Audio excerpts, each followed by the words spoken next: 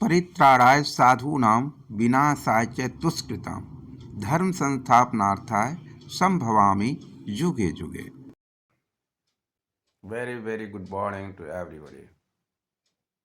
सुप्रभात हर भारतीय को, भारत की हर आत्मा को, इस महान आत्मा का सुप्रभात।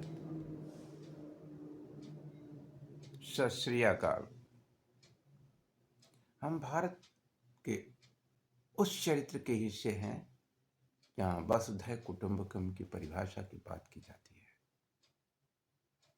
वसुधैव कुटुंबकम यानी वैश्विक भारतीय चरित्र, यानी भारत का वो आदर्श नैतिक और सामाजिक मूल्य जो वैश्विक तौर पर स्वीकार्य है। हम उसी वैश्विक चरित्र को कहीं खत्म तो नहीं कर रहे। भगवान श्री राम के मंदिर की स्थापना हो रही है, हम सब उसको सैल्यूट करते हैं, नजपा और हृदय से स्वागत करता है। तमाम प्रयासों कोशिशों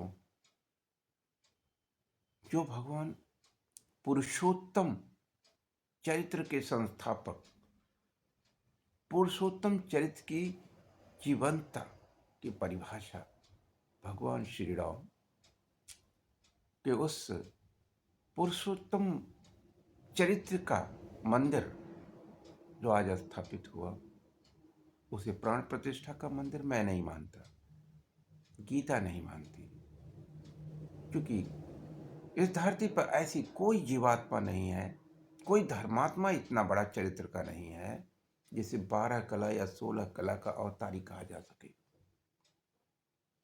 तो उसकी क्या मजाल, क्या हैसियत एक पाषाण मूर्ति के अंदर भगवान श्री राम की आत्मा की स्थापना कर सके। उसकी क्या मसाल है, क्या हैसियत है। क्या हम भगवान श्री राम के स्थापित नैतिक चरित्रों, मूल्यों और उनकी पुरुषोत्तम मर्यादा को भी जीने की हैसियत रखते हैं क्या? उसको समाज का व्यवहारिक और वैज्ञानिक स्वरूप बनाने की और प्रशासनिक क्षमता है क्या हमारे अंदर? जो देश की सत्ता में बैठे हुए जो राम मंदिर की स्थापना करना चाह रहे हैं, क्या पुरुषोत्तम चरित्र के 10% चरित्र को भी अपने प्रशासनिक अधिकारियों का चरित्र बनाने का दायित्व निभा पाएंगे? क्या उनके राजनीतिक मूल्य को, उनके राजनीतिक स्थिरता का इतना सामाजिक मूल्य है? क्या इतनी क्रेडिबिलिटी बची है? यह इससे बड़ा विषय है। हम अगले चैप्टर में इसकी विस्तृत चर्चा करेंगे, इसलिए उससे पहले उन मूल विषय पर जो आपको भ्रमित कर रहा है। यह मंदिर भगवान योगेश्वर श्री राम कहा जाए तो शायद गलत नहीं होगा। वह उनके जीवन की कला थी, वो योग माया से ही जन्मे थे। भगवान विष्णु के अवतारी हैं, उसके लिए 1000 पापों को भी माफ किया जा सकता है। ये मंदिर बना, कांग्रेसियों को भी सोचना था, ये कांग्रेसियों की भूल थी, उनका षड्यंत्र राजनीतिक। और कांग्रेसियों के भूल और षड्यंत्र दोनों के बीच में एक विद्रोही राजनीति का जन्म हुआ, जिसमें भारत और भारत की आन मान और उसकी आध्यात्मिक प्रतिष्ठा दांव पे लगी। भगवान श्री राम का मंदिर वास्तव में भगवान श्री राम के पुरुषोत्तम चरित्र की प्रतीकात्मक स्थापना है। भगवान श्री राम की प्राण प्रतिष्ठा करने की स्वयं महादेव ही आ सकते हैं। भगवान विष्णु की उस प्राण प्रतिष्ठा का दायित्व सिर्फ भगवान महादेव के पास है, माता आदि शक्ति के पास है, ब्रह्मा जी के पास है, सरस्वती जी के पास है। क्या वो अवतरित हुए थे प्राण प्रतिष्ठा के लिए? आंसर है बिल्कुल भी नहीं। तो किसी की क्या मजाल, क्या हैसियत भगवान विष्णु के उस 12 कला अवतारी महान परमात्म स्वरूप परमात्मा का सांसारिक स्वरूप की में प्राण प्रतिष्ठा एक पाषाण मूर्ति के अंदर कर दे, जिसने संपूर्ण सृष्टि को बनाया है। हर जीवात्मा जिसका एक अंश है, वो राम जो घट घट के वासी, यानी हर आत्मा जिसका अंश है, वो कृष्ण जिसके जो खुद कहते हम सर्वस्य प्रभो मतः सर्वम प्रवर्तते, हम सर्वस्य प्रभो यानी संपूर्ण सृष्टि में मैं ही जन्म लेता हूं, मेरे ही अंश जन्म लेते हैं। उसका मतलब जी सनातन यानी अस्थाई यानी अविनाशी, यानी इस जन्म में भी और अगले 1000 करोड़ों लाखों जन्मों तक जन्म लेने की गारंटी। जो मरा है, वो गीता कहती जो मरा है वो जन्म लेना गारंटी है, जो जन्म लिया है उसका मृत्यु यानी उस शरीर का त्याग गारंटी है। यानी हर शरीर स्वयं में एक व्यवहारिक मायने में दायरे में समझने की कोशिश करें तो हर जीवात्मा की एक अपनी एक फिल्म है, उसका एक किरदार है। वो किरदार के लिए एक फिल्म इंडस्ट्री चाहिए होती है, उस फिल्म को डायरेक्ट करने के लिए और इस संसार में अवतरित करने के लिए। जैसे आज की फिल्में आप पर्दे पर देखते हैं, हमारा जीवन भी एक पर्दा है। ये शरीर वो पर्दा है जिसमें आत्मा अपने किरदार को स्थापित करती है। उसका एक दायित्व है, उसका आध्यात्मिकता का ही दायित्व है। प्राण प्रतिष्ठा, प्राण तो प्रतिष्ठा इसमें हुई, हमारे माँ बाप ने बायोलॉजिकल रिलेशनशिप के चलते हमारे एक आत्मा से दूसरी आत्मा में अपने डीएनए का चरित्र स्थापित करते हैं, जो एक वैज्ञानिक है, तर्क आधारित है। क्या उसे हम बदल सकते हैं? उस वैज्ञानिक मूल्य को भी, चरित्र को बदल सकते हैं? उस नैतिक मूल्यों की स्थापना भी तो स्वयं करने का व्यवहारिक साइंस की प्रक्रिया का भी अधूरा संतत्व की पर्दे पर हमारे देश के राजनीतिक जो देश इस पुरुषोत्तम चरित्र के मंदिर की स्थापना कर संस्थापक बने, ये अच्छी बात है, ये अच्छी बात है। देश का प्रधानमंत्री पुरुषोत्तम चरित्र की प्रतीकात्मक के मंदिर को स्थापना करे। एक दिन वो भी आएगा जब योगेश्वर श्री कृष्ण के श्रीमद् भागवत गीता शरणम की अभी स्थापना ऐसे राजनीतिक शक्तियों के सहयोग से संभव हो सकेगी। ये संकल्प न्यूज पावर ने लिया है और उस स्थान का नाम है अवंतिकापुरी। आज वो अवंतिकापुरी जो इन्हीं 10 विधायकों वाले शहर में अनाथ बना हुआ है, 2 सांसदों के शहर में अनाथ है, और इसी दुर्भाग्यपूर्ण चरित्र का जन्म भाजपा के चरित्र में होता है और उसकी राजनीतिक सत्ता का कारण बनता है।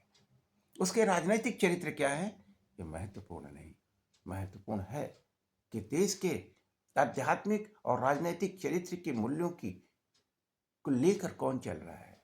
निश्चित रूप से उसकी समझ किसी के अंदर थी तो निश्चित रूप से भाजपा के इन बुद्धिजीवी राजनीतिज्ञों में थी। यह सत्य है, इसे स्वीकारना ही होगा। समाजवाद की बात करने वाले लोग समता के मूल्यों का अवमूल्यन करते हैं, तो किस समाजवाद की बात करते हैं, ये उनको समझना ही होगा। 50%, 10%, 99% भी कुछ नहीं होता। समाजवाद सिर्फ 100% होता है, अध्यात्म सिर्फ 100% होता है, उसमें समझौते नहीं होते। इसलिए समाजवाद के रास्ते पर चलने वालों को समत्तम योग उच्चते के मायने समझने होंगे। योगा कर्मशु कसलो योगस्था गुरु कर्माणि, ये गीता के सार है। ये 3 सहयोग और सेवा के लिए 2 हाथ दिया और विश्वास के लिए त्रिनेत्र मंदिर दिया। ये त्रिनेत्र का मंदिर है जहाँ सहस्रार से कपालम कैलाशम, यही कैलाश है हर जीव के लिए। इस संपूर्ण संसार के तमाम पूरे ब्रह्मांड के गुणों से सुसज्जित यह हमारा पिंड है। पूरे ब्रह्मांड के, पूरे यूनिवर्स के अंदर जो कुछ भी है वो इस शरीर का। इसलिए भगवान योगेश्वर श्री कृष्ण गीता के अंदर इस पिंड को क्षेत्र कहते हैं। और जीवात्मा को उसका क्षेत्रज्ञ कहते हैं। और इस कैलाश को सहस्रार्ष यहाँ होता है।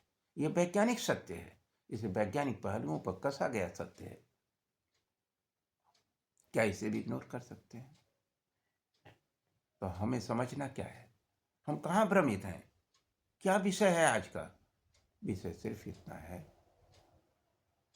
कि भगवान श्री राम का मंदिर उनके राम राज्य के चरित्र यानी उनके पुरुषोत्तम चरित्र से गौरवान्वित राम राज्य की स्थापना, यहाँ न्याय हो, यहाँ सत्य हो, यहाँ अहिंसा का वातावरण हो।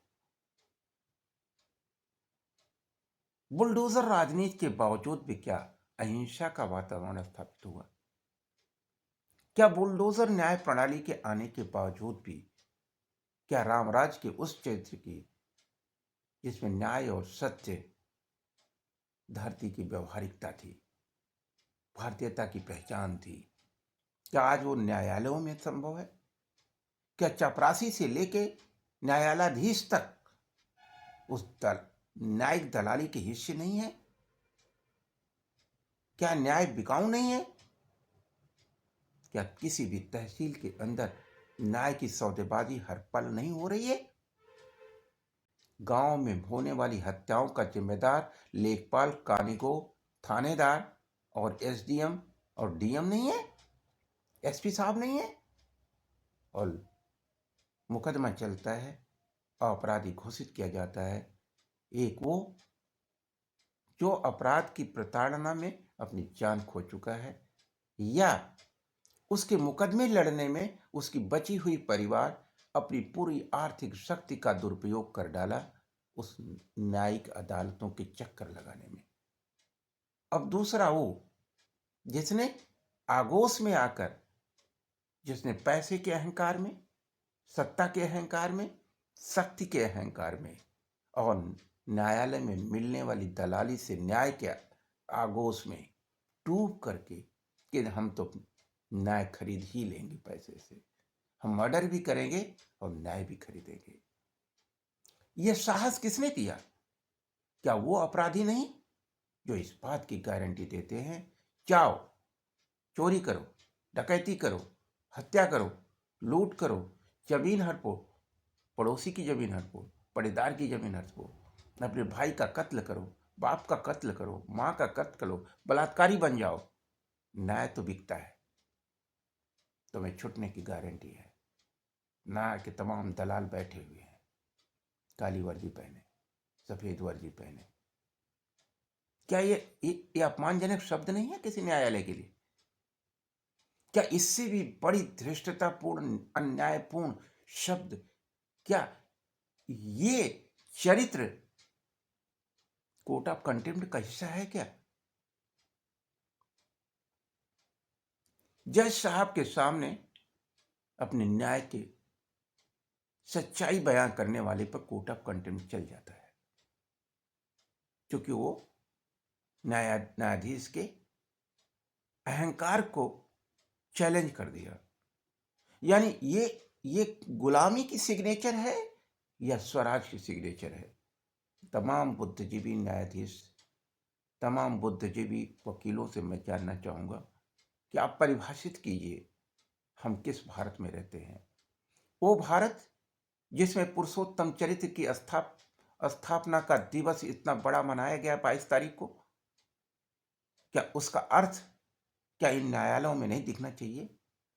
मैं आदरणीय प्रधानमंत्री जी और आदरणीय मुख्यमंत्री योगी आदित्यनाथ, जो खुद भगवाधारी हैं, भगवा चरित्र में रहते हैं, जो कपड़े नहीं बदलते, अपने प्रधानमंत्री को कपड़े बदलने वालों का चैलेंज भी देते हैं, जो इन्हें महसूस होता है कि एक चरित्र, एक विचारधारा, एक नैतिकता, एक आदर्श, एक मूल्य भगवान श्री राम का पुरुषोत्तम चरित्र, जिसके वो साक्षी भी हैं, द्योतक भी हैं और समर्थक भी हैं और उसे अपनाते भी हैं।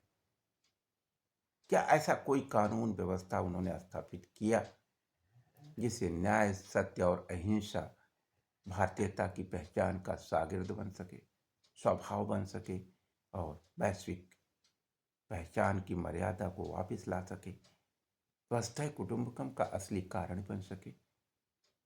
क्या बुलडोजर राजनीति हिंसा का प्रतीक नहीं है। जाति आधार पर बुलडोजर रामचरित्र का कौन सा हिस्सा है? राम के नैतिक मूल्यों में किस हिस्से में यह लिखा गया है? जाति आधार पर, सांप्रदायिक आधार पर, धर्म के आधार पर बुलडोजर का कानून अप्लाई होगा।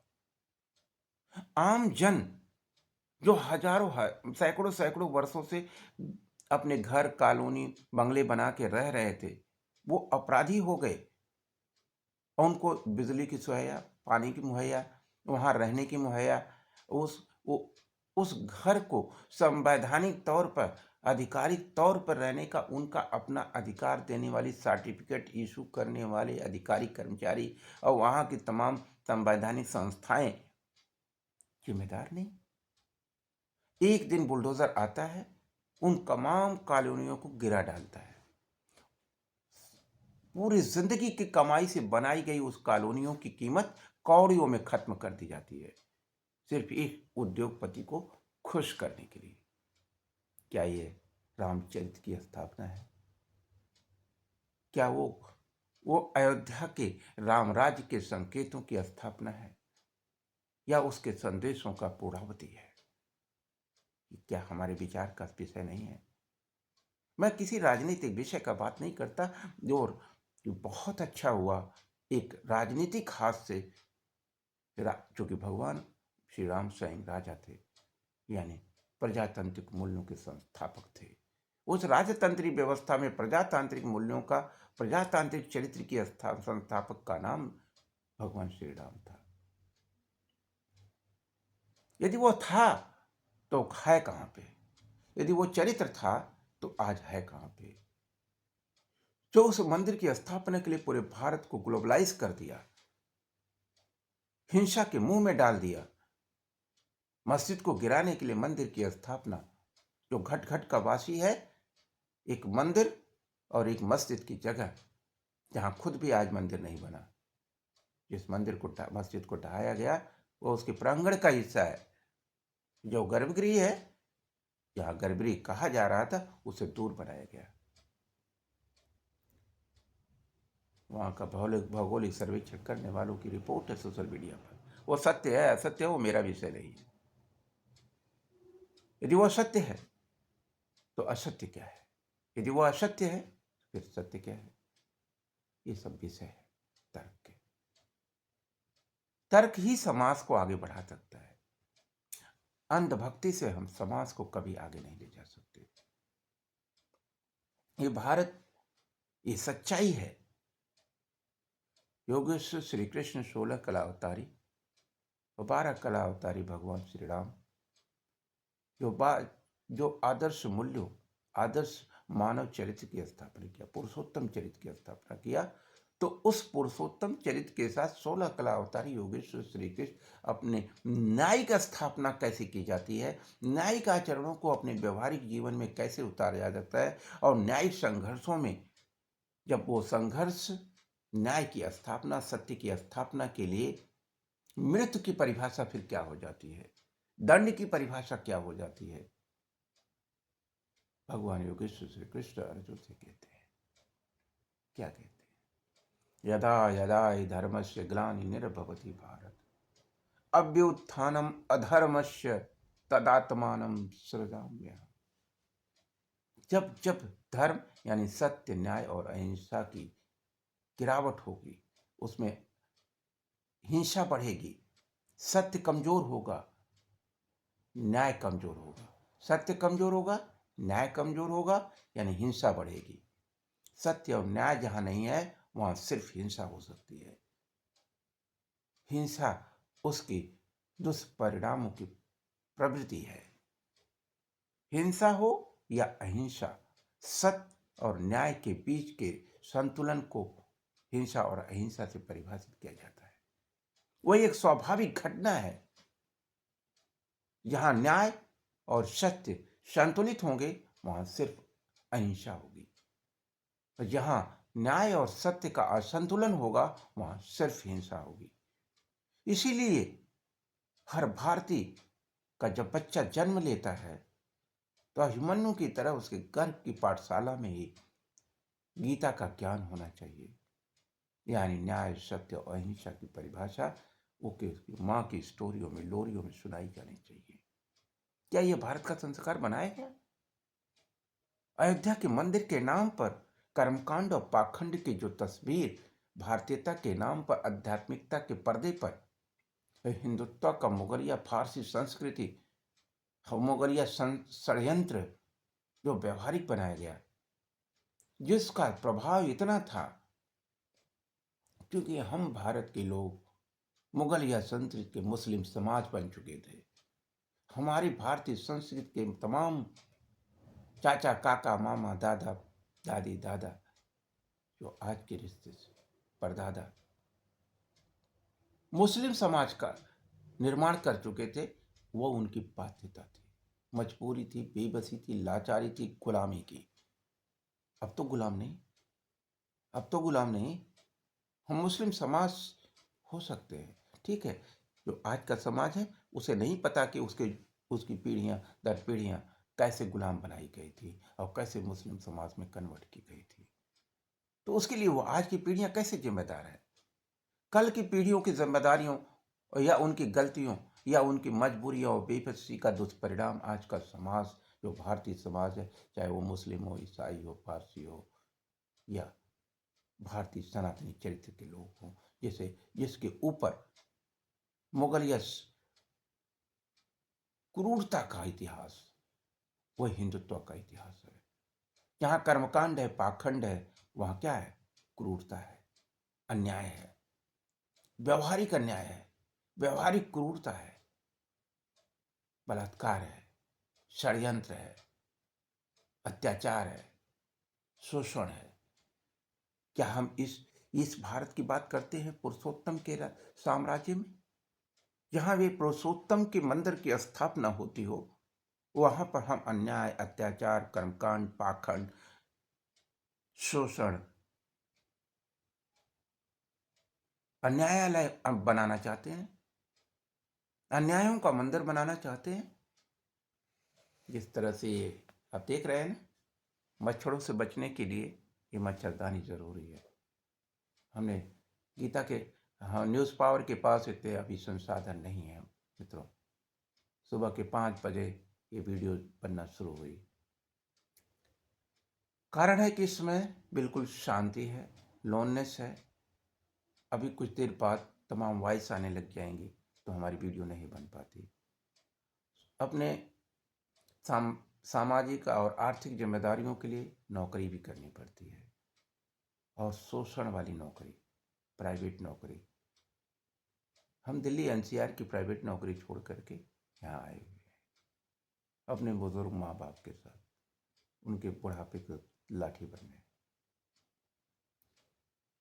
और जहाँ हम रहते हैं वहाँ पर रोजगार के लिए लॉकडाउन के बाद अपने व्यापार के लिए सभी दरवाजे बंद कर दिए गए, लेकिन अब धीरे धीरे शुरुआत अच्छी हो रही है, परिस्थितियाँ नॉर्मल हो चुकी हैं।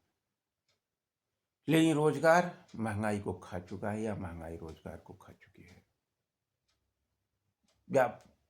जो प्राइवेट सेक्टर है, जहाँ रोजगार है, वो किराना की दुकान है, वो मेडिकल शॉप है, या मेडिकल इंडस्ट्रीज है, या एजुकेशन इंडस्ट्रीज है, या फिर व्हीकल इंडस्ट्रीज है। इलेक्ट्रिकल व्हीकल से लेकर के पेट्रोल एंड डीजल व्हीकल तक यही संसाधन है, मैकेनिज्म का साधन है। मैकेनिक बन जाइए आप। ये लोकल इंडस्ट्रीज है जहाँ रोजगार सिर्फ मात्र 10% है, और 90% लोग क्या करें? यानी जो अपने अपने उन शहरों की नौकरियां छोड़ करके, शहरों को छोड़ करके अपने गांव में आए थे, उनमें से 50% आज भी अपने गांव में ही है, वो बेरोजगार। किसानी में इतनी महंगी हो चुकी है कि उनको अपना जीविकोपार्जन करना, अपने परिवार चलाना भी मुश्किल है। सरकारी संस्थान एक तरफ से देते हैं, दूसरी तरफ से शोषण कर लेते हैं। किसानों का अधिकार देने के बाद पर बिल बनाई जाती है शोषण की। 700 किसान आत्महत्या करते हैं तो वो बिल वापस की जाती है। बात भारत की होती है, भारत पुरुषोत्तम की होती है, बात गीता और संविधान की होती है, लेकिन शोषण मुगलों और अंग्रेजों की तरह होगा।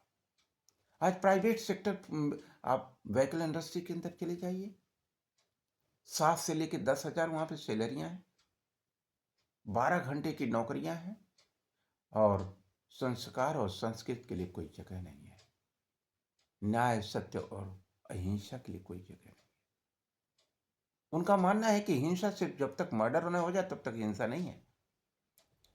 क्या इम्प्लाई होना इतना बड़ा अपराध है कि वो हर पल गालियां सुनेगा, काम करने के बाद भी गालियां सुनेगा, इसलिए कि फलाना जाति का है, फलाना संस्कार का है? ये क्या ये रामराज की मीनिंग हो सकती है?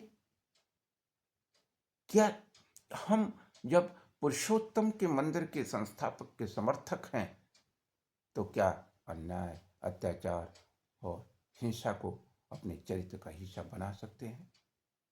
आंसर है बिल्कुल भी नहीं। क्या ये प्राइवेट संस्थान हिंसक हो सकते हैं, यानी किसी के आत्मसम्मान को चोटिल करने वाले, उसके मानसिक, व्यवहारिक और सामाजिक आत्मसम्मान को शोषित करने वाले? क्या इन संगठनों को बंद नहीं कर दिया जाना चाहिए संवैधानिक मूल्यों की स्थापना के लिए? या इन संगठनों को अपने नैतिक मूल्यों और अपने ऑपरेटिंग सिस्टम को बदल नहीं लेना चाहिए जो संविधान के मूल्यों का संरक्षक बने? क्या उस तरह से किसी संगठन को नहीं चलाया जा सकता? ये विषय है, लेकिन इस विषय पर चर्चा किसकी जिम्मेदारी है? विधानसभा के सदस्यों की, ब्लॉक प्रमुखों की, सांसदों की। लेकिन सांसद क्या करेंगे? प्राइवेट सेक्टर में जाएंगे, मालिक से मिलेंगे, कुछ घूस ले लेंगे और घर वापस चले आएंगे। 8 घंटे की ड्यूटी 12 घंटे ली जा रही है, सैलरी 6 घंटे की दी जा रही है। इस पर कौन चर्चा करेगा? डीएम साहब को मतलब नहीं, एसडीएम साहब को मतलब नहीं है, और नेताजी, विधायक जी, सांसद जी, ब्लॉक प्रमुख जी को इससे भी नहीं मतलब है, क्योंकि सबको अपना अपना पैसा मिल रहा है। डीएम साहब, एसडीएम साहब जाएंगे किसी भी असंवैधानिक कार्य के नाम पर, 4 दिन उस इंस्टीट्यूशन को बंद कर देंगे, फिर सफेद थैली, पीली थैली, नीली थैली पहुंच जाएगी उनके पास, और फिर 1 हफ्ते बाद उसको न्यायपूर्ण घोषित कर दिया जाएगा। तो डीएम साहब के पास, एसपी साहब के पास, एसडीएम साहब के पास तो थैलियां पीली, नीली, सफेद पहुंच गई। आम जनता क्या करे, जो जो अपनी पूरी कमाई न्यायालयों में चंदे बांटने में लगा देती है? किसको बांटती है? ये खजांची बाबू हैं, ये कंप्यूटर बाबू हैं, ये गार्ड बाबू हैं, ये फाइल बाबू हैं, ये पेशकार बाबू हैं, ये अकाउंटेंट बाबू हैं, ये जज साहब हैं। पूरी कमाई जिंदगी की, पूरा समय, कीमती समय। एक पटीदार दबंग है, दूसरा पटीदार जो न्यायालय की मुंह देखना भी नहीं चाहता, उसे न्यायालय के चक्कर के लिए 50 सालों तक बातें कर दिया जाता है। ये न्यायिक दलालों द्वारा। क्या ये राम राज्य की परिभाषा में अंदर आएगा? ये योगी, मोदी जी, आदरणीय, हम विनम्र प्रार्थना है न्यूज पावर की, क्या इस विषय पर चर्चा होगी? करप्शन के लिए समय है, दलाली के लिए समय है।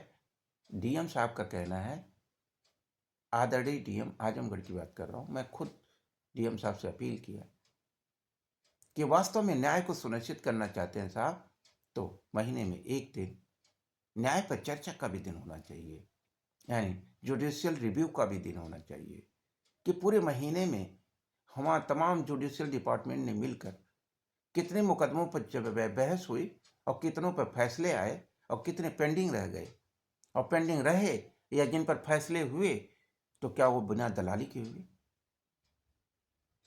या उसमें दलाली कितनी करोड़ रुपए, हर महीने कितने करोड़ रुपए दलाली का ट्रांजैक्शन होता है? क्या इस पर चर्चा नहीं होनी चाहिए?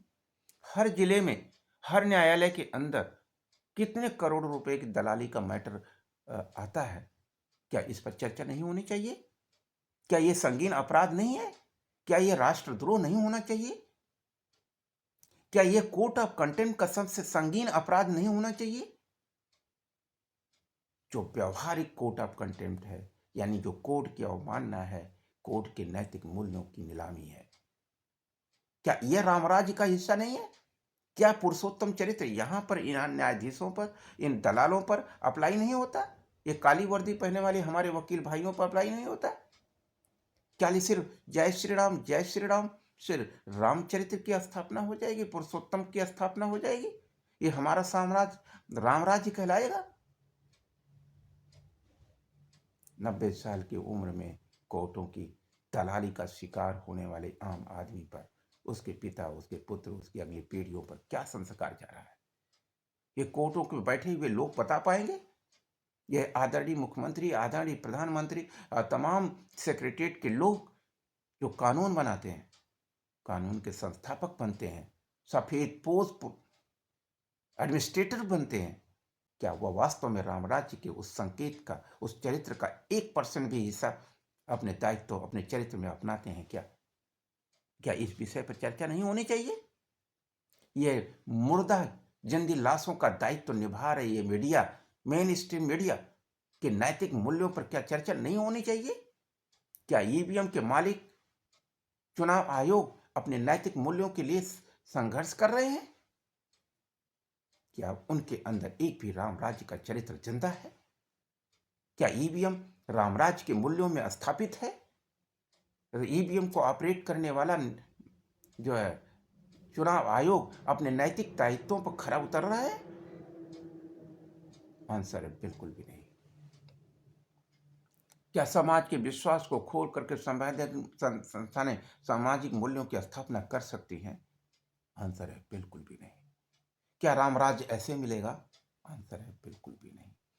भारतीय भाईचारा यानी सबसे प्रेम, बराबरी, भारतीय बराबरी, भाईचारा, सहभागिता यानी सबसे, सबका सम्मान, सबसे प्रेम, सहयोग और सेवा की सहभागिता, ये 4 पिलर ही तो है भारत की भारतीयता का। क्या हम सबको नहीं पता? सत्य और न्याय का असंतुलन ही बराबरी, भाईचारा और सहभागिता को निगल जाता है। सहभागिता हमारे गांव का संस्कार था, प्रतीक था, पहचान थी। एक छोटी सी भी घटना हो जाए पूरा गांव जुट जाता था उसके सहयोग के लिए, उसके किसी भी कार्यक्रम में सेवा देने के लिए, सेवादार बन करके। इसीलिए सेवादार यानी जहां किसी अर्थ रिटर्न की कोई अपेक्षा न हो, जो किसी चीज के बदले में कोई काम करने के लिए लेता है, उसे सेवादार कहते हैं। हमारे गांव का हर व्यक्ति एक दूसरे की जीवन की आवश्यकता में सिर्फ निःशुल्क सेवादार की इच्छा से और पूरी मर्यादा के साथ जाता था। क्या वो मर्यादा आज भी जिंदा है? बहुत कुछ जिंदा भी है, लेकिन 90% खत्म हो चुकी है। किसने खत्म किया? इन न्यायालयों की कोर्ट ऑफ कंटेम्प्ट की झूठी और उल्टी मर्यादा सिस्टम ने, यानी अंग्रेजों और मुगलों की क्रूर राजनीतिक और प्रशासनिक व्यवस्था आज भी गुलामी की सिग्नेचर बनके इन न्यायालयों में स्थापित है। क्या इसे संवैधानिक मूल्य कहेंगे? क्या इसे संविधान की रक्षा कहेंगे? जहां न्याय बिकता है, क्या न्याय की दलाली होती हो, उसे रामराज्य से परिभाषित किया जा सकता है क्या? इस राम मंदिर की स्थापना के बाद एक सबसे बड़ा राजनैतिक विषय भी होने जा रहा है। यह बात सोचने की होगी, ये बात समझने की होगी। राम राज्य की कसौटी पर अब हर राज्य, हर राजनैतिक सत्ता कसी जाएगी। जय भारत, जय गीता, जय संविधान। गीता और रामचरित्र, राम राज्य की कसौटी पर, यानी न्याय और चरित्र की कसौटी पर हर सत्ता कसी जाएगी, और सत्ता उसी को अब मिलनी चाहिए जो बराबरी, भाईचारा, सहयोग, सेवा की सहभागिता का संस्थापक हो। इसीलिए हम कहते हैं, इसीलिए न्यूज़ पावर कहता है, बीबीएस परिवार, बीबीएस सरकार। क्या है बीबीएस परिवार? क्या है बीबीएस परिवार? बराबरी, भाईचारा और सहभागिता की परिवार। ये संदेश हम घर घर तक क्या पहुंचा पाए क्या हमारे हर घर, हर परिवार, हर इंसान के मन, मस्तिष्क, उसकी आत्मा की आवाज़ बराबरी, भाईचारा और सहभागिता नहीं होनी चाहिए? यदि होनी चाहिए, तो अब तक क्यों नहीं? अब तक ना सही, क्या आगे होगी? क्या हमारे न्यायालयों के न्यायाधीशों में 2 हमारे जैसे ही 2 हाथ-पैर वाले लोग हैं? हमारे जैसे ही किसी माँ-बाप के वो भी बच्चे हैं। पढ़ाई किया, शिक्षा किया, उन्हें ये दायित्व मिला। न्याय, सत्य और अहिंसा क्या उनके चरित्र का हिस्सा है? न्याय, सत्य और अहिंसा के बगैर बराबरी, भाईचारा, सहयोग, सेवा की सहभागिता का ये 4 पिलर अस्थायी रखे जा सकते हैं? सहयोग और सेवा के दोनों पिलर गिर चुके हैं। कारण है उसका, न्याय और सत्य के पिलर भी ढहे हुए हैं। हमारे भारतीय भाईचारा सहभागिता के मूल बिंदु क्या है? वो कैसे सुरक्षित हो सकता था? माँ के गर्भ में जब बच्चा जन्म लेता है, तो उसे पुरुषोत्तम चरित्र का गाइडेंस मिलना था। विशेष परिस्थितियों में न्याय की क्या परिभाषा होगी, उसके लिए उसके दूसरे हाथ में गीता दी जानी चाहिए थी, और एक हाथ में संविधान, और उसके मन में, उसकी प्रेरणा में नैतिकता का चरित्र, रामचरित्र, पुरुषोत्तम चरित्र की पाठ होना चाहिए था। क्या वो संस्कार माँ देती है अपने बच्चे को गर्भ में? गर्भ के बाद भी क्या वो माँ अपने बच्चे को जन्मले अन्नप्राशन के साथ उसकी जो छठी मनाई जाती है, क्या उस छठी में भी एक हाथ गीता, एक हाथ संविधान का संस्कार हमारे बुद्धिजीवियों, हमारे पूर्वजों ने, हमारी भारतीय संस्कृति के संस्थापकों ने क्या ये संवैधानिक चरित्र बनाया क्या? क्या भारतीय संविधान के नैतिक मूल्यों के आदर्शों में जो जिसमें राम मंदिर की स्थापना के लिए हजारों मौतें स्वीकार्य हैं, तमाम कानून व्यवस्थाएं स्वीकार्य हैं, तो क्या अब ये भारतीय चरित्र की स्थापना का हिस्सा नहीं होना चाहिए? होना चाहिए। एक हाथ गीता, एक हाथ संविधान, ये संवैधानिक अधिकार होना चाहिए, संवैधानिक दायित्व होना चाहिए। और जिस न्यायालय के अंदर चपरासी से लेके टॉप तक न्याय बिकता हो, उसे कोर्ट ऑफ कंडेम्ड की अंधेरी गली कहना चाहिए, और उसके लिए सबको दंडित किया जाना चाहिए राष्ट्रद्रोह से। क्या ये संवैधानिक मूल्य स्थापित कर दिए जाए संविधान के अंदर? क्या ये संशोधन जरूरी नहीं है? किसानों पर बिल लाना संशोधन जरूरी है, क्योंकि किसानों को, उनके बच्चों को, भविष्य को अंधकार में डालना है। उनको गाड़ी, बंगले, घोड़े और अच्छे बंगले, अच्छी जगह में रहने का अधिकार नहीं है। उन पर एक शोषक शासक होना चाहिए जिसका चाउक चलते रहना चाहिए। ऐसा किसान बिल चाहिए।